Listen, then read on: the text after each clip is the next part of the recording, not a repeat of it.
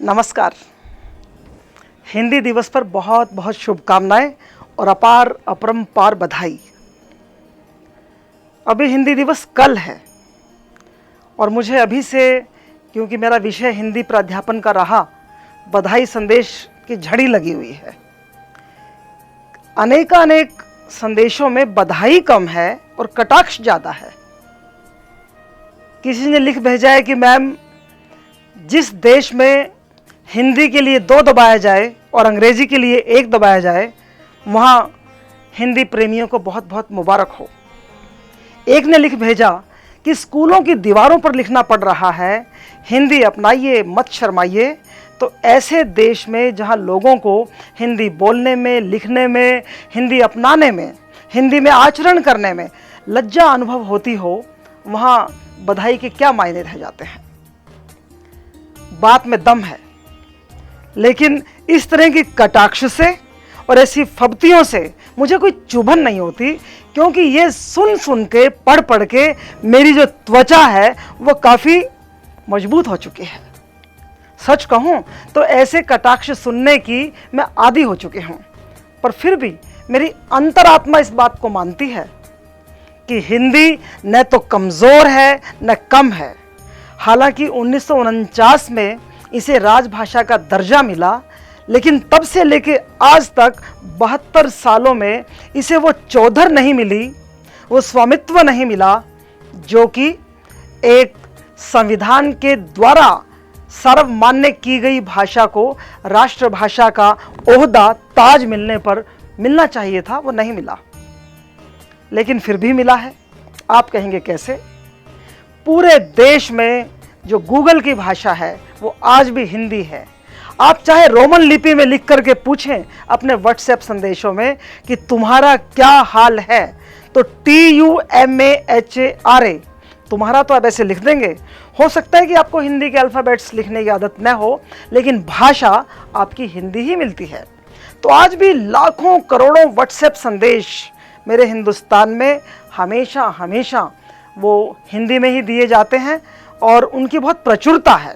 विज्ञापन की भाषा देखिए आप, बड़े से बड़ा कोई भी प्रोडक्ट है टेलीविज़न में, उसको हिंदी में बोलना पड़ता है, बुलवाना पड़ता है।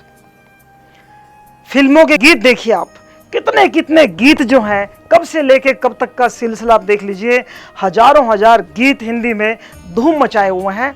और ये गीत केवल उत्तर भारत में नहीं, दक्षिण भारत में भी हिंदी की फिल्मों की, हिंदी संगीत की, गीत की एक धूम है। तो हिंदी कहाँ कमज़ोर हुई? जो अहिंदी भाषी राज्य हैं उनके मन में अपनी भाषा के लिए खूब प्यार होना चाहिए। वो अपने तीज त्योहार, अपनी रस्में रिवाज, जो भी कुछ है वो अपनी भाषा में करते रहें, हमें कोई दिक्कत नहीं है। लेकिन जब बात देश की एक भाषा की आती है, एकजुटता की आती है, तो हर जन का, चाहे वो अहिंदी भाषी हो, चाहे वो हिंदी भाषी हो, चाहे वो केरल का हो, चाहे वो कश्मीर का हो, सबका फर्ज बनता है कि हम हिंदी को ही गले लगाएं और कहें कि जी हाँ, मेरे देश की राष्ट्रभाषा हिंदी है। मुझे याद आता है कि अ सूटेबल बॉय का बहुत प्रसिद्ध जो नॉवलिस्ट है विक्रम सेठ की मदर ने अपनी आत्मकथा में लिखा है, वो हिमाचल प्रदेश में चीफ जस्टिस भी रही हैं, तो उन्होंने अपनी आत्मकथा में कहीं लिखा कि विक्रम बचपन से ही बहुत एक होशियार बच्चा था, मेधावी किस्म का बच्चा था। जब उसके स्कूल टीचर ने उससे पूछा कि तुम्हारी मदर टंग क्या है, तो उसने जवाब दिया था कि my mother tongue is Hindi but my mother's tongue is English. यानी कि उसके घर में उसकी माँ अगर अंग्रेज़ी बोलती है तो इसके मायने ये नहीं हो गए हैं कि उसकी भाषा, उसकी राष्ट्रीय भाषा, उसकी राष्ट्रभाषा, उसकी मातृभाषा अंग्रेज़ी है। बिल्कुल नहीं है। कहते हैं कि एक बार महारानी से उसके पोते ने पूछा, ब्रिटिश की महारानी से, कि माँ, तुमने अंग्रेज़ों को आज़ाद क्यों किया, आज़ादी क्यों दी? तो महारानी का जवाब था कि बेटे, वो तो नाम मात्र की आज़ादी है, हमारी ज़बान तो उनके ऊपर हमेशा हमेशा जब तक ये सृष्टि रहेगी तब तक राज करती रहेगी। तो महारानी के दीवानों, जाकर कह दो महारानी से कि केवल पढ़ने लिखने की भाषा होने से या थोड़े बहुत पत्राचार की भाषा अंग्रेजी होने से कोई भाषा वहाँ की राष्ट्रभाषा नहीं बन जाती।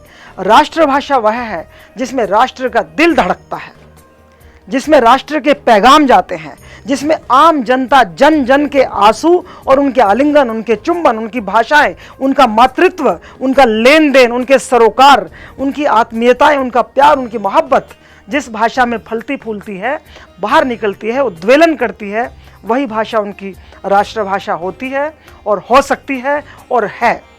तो हमारे देश की राष्ट्रभाषा इस मायने में बिल्कुल बिल्कुल बिल्कुल हिंदी है। और जब हमारे राजनेता, चाहे वो किसी भी राज्य के क्यों ना हो, अगर उनको आकर के वोट मांगने हैं, जनता से जुड़ना है, तो जनता की भाषा तो हिंदी है। उनको हिंदी में बोलना ही पड़ेगा। अपने राज्य में चाहे वो अपनी कन्नड़ बोलें, तेलुगु बोलें, बांग्ला बोलें, लेकिन उनको भी वहाँ जो हिंदी भाषी लोग रह रहे हैं उनके लिए उनको हिंदी सीखनी ही पड़ती है। वे सीखते ही हैं और वो फिर हिंदी बोलने का प्रयास ज़रूर करते हैं। एक बार थोड़ा सा पीछे मुड़ के इतिहास में जाएं और याद करें साहित्यकारों को, याद करें कि आज़ादी की लड़ाई में हमारे साहित्यकारों ने कितनी महत्वपूर्ण भूमिका निभाई है। किस तरह कलम से उन्होंने आग उगली, किस तरह क्रांति के दीवानों ने अपने ओजस्वी भाषण से, अपने ओजस्वी लेखन से एक ऐसी क्रांति मचा दी कि आज़ादी मिली हमें। और हम उसी भाषा को भूलने की बातें करते हैं, उसी की तौहीन करते हैं, उसी को दोयम दर्जा देना चाहते हैं। ये बहुत बड़ी नाइंसाफ़ी होगी, एक अन्याय होगा और अपने देश के प्रति ही बहुत बड़ी गद्दारी और बेवफाई होगी। ऐसा हरगिज़ नहीं होनी चाहिए। आप याद कीजिए भारतेंदु हरिश्चंद्र को, माखनलाल चतुर्वेदी को, सोहनलाल द्विवेदी को। माखनलाल चतुर्वेदी 12 बार जेल में गए। और याद तो करो उनकी छोटी सी कविता का छोटा सा अंश, मुझे तोड़ लेना वनमाली उस पथ पर देना फेंक, मातृभूमि पर शीश चढ़ाने जिस पथ जाएं वीर अनेक। कैसे कैसे कवि बातें करते थे। सोहनलाल द्विवेदी ने कहा था कि एक पल की पराधीनता 100 नरक से भी बदतर है और एक पल की आज़ादी, एक पल की स्वाधीनता 100 स्वर्गों से भी उत्तम है। ऐसी ऐसी बातें कहने वाले हमारे कलम के सिपाहियों ने कमाल कर रखा था।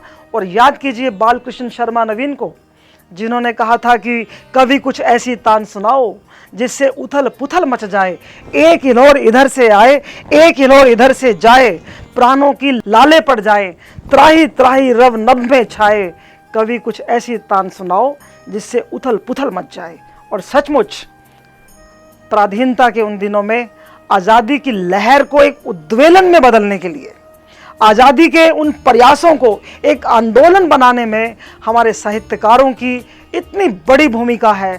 चाहे वो सुभद्रा कुमारी चौहान हो या प्रेमचंद हो या फणीश्वरनाथ रेणु हो या यशपाल हो, कमाल था उन लोगों का। कमाल था कि उन्होंने हिंदी के बलबूते पर कितना बड़ा एक आंदोलन खड़ा कर दिया। और हमारे देश के योद्धा, हमारे नेता, हमारे नौजवान, हमारी युवा पीढ़ी, हमारे तमाम क्रांतिकारी इन्हीं कवियों की रचनाएं थी, उनके कंधों पे चढ़ करके अपने नारों को बुलंद किया करते थे और आज़ादी के पैगाम यहाँ से वहाँ, वहाँ से वहाँ पहुँचाया करते थे।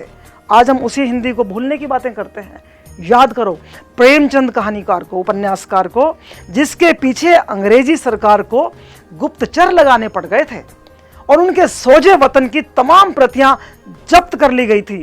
तो जरूर उन रचनाओं में अंगारे रहे होंगे, क्रांति के स्वर रहे होंगे, तभी तो ऐसा हुआ।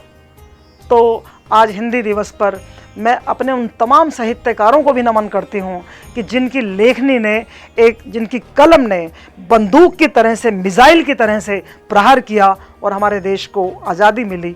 आज उस हिंदी को विस्मृत करने की बातें हम नहीं कर सकते। उस हिंदी को छोटा कह करके हम अपने छोटेपन को तो उजागर कर सकते हैं, लेकिन हिंदी किसी भी मायने में अपने व्याकरण से लेकर सृजन तक, अपनी कल्पनाशीलता से लेकर के अपने संस्कारों और भाव भंगिमाओं के अभिव्यक्ति तक, किसी भी मायने में ये भाषा हमारी कमज़ोर नहीं है। अगर कमज़ोर है तो हमारी कट्टरताएं कमज़ोर हैं, हमारे नेताओं का वह आचरण कमज़ोर है जो भाषा के नाम पर हमारे बीच में एक विभाजक रेखा खींचता है कि एक अंग्रेजी भाषी लोग हैं, ये हिंदी भाषी लोग हैं, और तीसरी तो है ही एक धारा और ये अहिंदी भाषी लोग हैं। ये सब कहना बंद करना पड़ेगा। हर देश में विदेशी भाषाएं तो सीखी जाती हैं, चाइना के लोग जापानी सीख रहे हैं, लेकिन इसका मतलब ये नहीं है कि जापानीज भाषा चाइना के ऊपर राज करने जा रही है। फ्रांस के लोग जो हैं अगर चाइनीज़ सीख रहे हैं, इसका यह अर्थ कदापि नहीं है कि चाइनीज़ वहाँ राज करने जा रही है। एक दूसरे की भाषा के प्रति प्रेम, स्नेह, उनके प्रति जिज्ञासाएं, ये बहुत सहज है, ये होना भी चाहिए। हम भी अंग्रेजी भाषा पढ़ें, पढ़ाएं और उसको अधिक से अधिक जानने की चेष्टा करें, उनके साहित्य को खंगालें, कोई परेशानी नहीं है। लेकिन अपने सिर के ऊपर ताज बना करके अगर हम हिंदी को बैठाने की बातें करते हैं, अगर अपने सिर के ऊपर अंग्रेजी के ताज को बैठाने की बातें करते हैं, तो ये बहुत गलत आचरण है, ये देशद्रोह है। और देशद्रोह क्या होता है? संविधान की भाषा को, अपने राष्ट्र की भाषा को, अपने देश की भाषा को त्याग कर, उसको छोटा मान करके किसी और की भाषा को गले लगाते फिरें, तो ये देशद्रोह नहीं है क्या? देशद्रोह वही नहीं है जो झंडे को फाड़ करके किसी और मुल्क का झंडा लहराता है, या संविधान की प्रतियां जला करके कोई अपना ही संविधान रचता है। अपने देश की भाषा के साथ दोहरा आचरण करना, दुर्व्यवहार करना, उसे छोटा मानना भी एक बहुत बड़ी साजिश है, जो कि हिंदुस्तान के लोग, हिंदी भाषा के प्रेमी, यहाँ के मतवाले, दीवाने, परवाने, यहाँ के कलमकार कभी भी सपने को पूरा नहीं होने देंगे। और सपने की बात पे मुझे याद आता है हमेशा हिंदी दिवस पर उस बच्चे का सपना, जिसे जब अध्यापक ने कहा कि अंग्रेज़ी में माई ड्रीम लिखो, तो उस बच्चे ने लिखने से मना कर दिया। और जब अध्यापक ने डांटते हुए पूछा कि तुम माई ड्रीम क्यों नहीं लिख रहे, तो बच्चे ने कहा कि सर, आप अंग्रेज़ी की बहुत बातें करते हैं, हमें बोलने के लिए बाध्य करते हैं, और हम पर इस बात के लिए पनिशमेंट भी देते हैं कि हम अंग्रेज़ी में नहीं बोलते हैं, और आज आप हमें सपने अंग्रेज़ी में देखने के लिए कह रहे हैं। सर, कृपया सपने तो हमें हिंदी में देख लेने दीजिए। इस छोटे से बच्चे की बात उन लोगों के मुंह पर तमाचा है जबरदस्त, उनकी पीठ पर मुक्का है जबरदस्त, जो हिंदी की तौहीन करते हैं, हिंदी को छोटा समझते हैं और जबरन अपने बच्चे को अंग्रेजी बोलने के लिए बाध्य करते हैं। तो आज हिंदी दिवस पे मैं हिंदी के तमाम लेखकों को, कलमकारों को, हिंदी पढ़ने वालों को, हिंदी जानने वालों को, हिंदी जानने की जिज्ञासा रखने वालों को और हिंदी में जो है सांस लेने वालों को, सबको बहुत बहुत बधाई, मुबारकबाद देती हूँ। और हिंदी के दिनों दिन विस्तार और फैलाव की कल्पना अपने मन में संजो करके आनंदित होती हूँ। नमस्कार।